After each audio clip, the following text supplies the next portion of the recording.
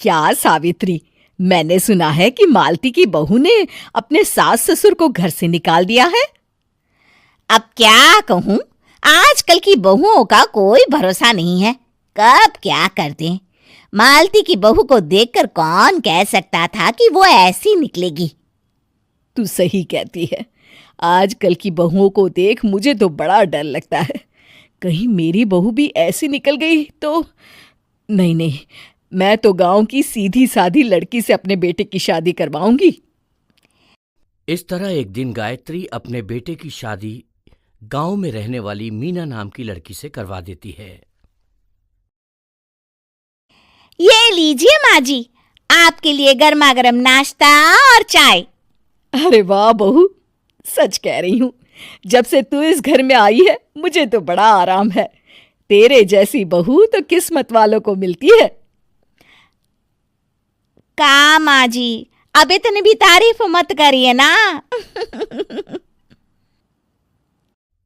धीरे धीरे मीना गायत्री की चहेती बन जाती है और मीना भी गायत्री को कभी शिकायत का मौका नहीं देती थी। फिर एक दिन, ये ले बहू, आज मैं बाजार से तेरे लिए साड़ी लाई हूं। साड़ी देखते ही मीना का मुंह लटक जाता है। का माँ जी, ये भी कोई साड़ी है? ना, मुझे तो बिल्कुल पसंद नहीं आई। अरे लाना ही था तो कोई अच्छी महंगी वाली साड़ी ले आती मेरे लिए। आप तो ये सस्ती साड़ी उठा लाई। मुझे नहीं ना चाहिए आपकी ये साड़ी, आप ही पहनिए इसे। अरे ये क्या बहू, तू तो आजकल कुछ ज्यादा ही नखरे दिखा रही है। मैं इतने प्यार से तेरे लिए साड़ी लेकर आई हूं और तू है कि उल्टा मुझे ही दो बातें सुना रही है। अरे माँ जी, आप अपने लिए तो बड़ी डिजाइनदार और महंगी महंगी साड़ियां खरीदती हैं और मेरे लिए ये सस्ती साड़ी ले आई। आप समझती हैं कि मैं गांव से आई हूं इसलिए मुझे कुछ नहीं पता। हाँ, अरे कुछ नहीं, तुझे शहर की हवा लग गई है बहू। इस तरह दोनों सास बहू में रोज किसी न किसी बात पर लड़ाइयां शुरू हो जाती थीं। एक दिन गायत्री अपनी कुछ सहेलियों को अपने घर चाय पर बुलाती है। अरे बहू, मेरी सहेलियों के लिए बढ़िया चाय नाश्ता तो बना दे। अरे माँ जी, अभी ना मेरे पास बिल्कुल भी समय नहीं है, मुझे ब्यूटी पार्लर जाना है। चाय नाश्ता आप ही बना लीजिए। हाँ, तू कब से ब्यूटी पार्लर जाने लगी है? शहर आए 2 दिन नहीं हुए और देखो महारानी के नखरे शुरू हो गए। बस भी करिए माँ जी, आपसे बहस करने के लिए मेरे पास ना बिल्कुल टाइम नहीं है। आपका क्या है, आप समझती हैं कि मैं गांव से आई हूं तो मुझे कुछ नहीं आता, और आप जो रोज रोज मुझसे मेहमान नवाजी करवाती रहती हैं नौकरानी की तरह।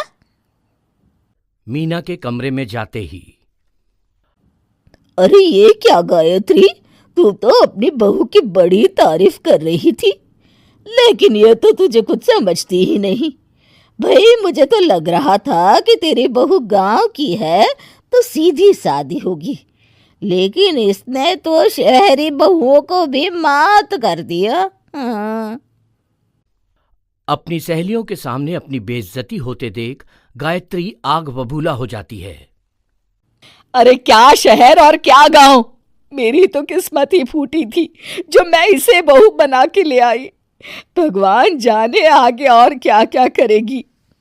अब तो मुझे कुछ ठीक नहीं लगता, तू जरा संभल के रहना, कहीं मालती की तरह तेरा भी हाल बेहाल ना हो जाए। अच्छा, अब हम चलते हैं। अपनी सहेली की बातें सुनकर गायत्री थोड़ी घबरा जाती है।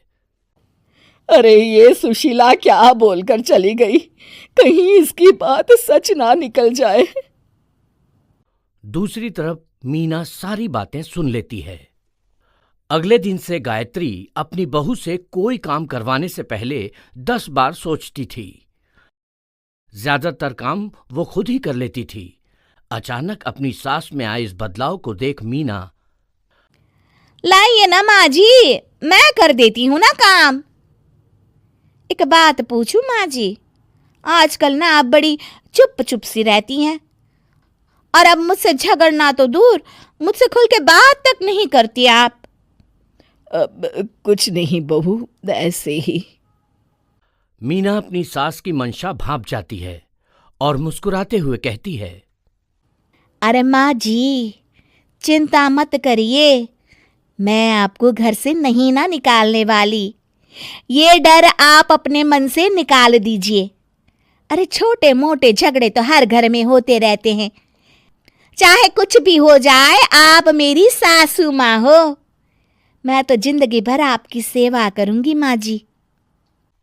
अपनी बहू की बातें सुन गायत्री को एक प्रकार का संतोष होता है और उसकी सारी चिंताएं दूर हो जाती है।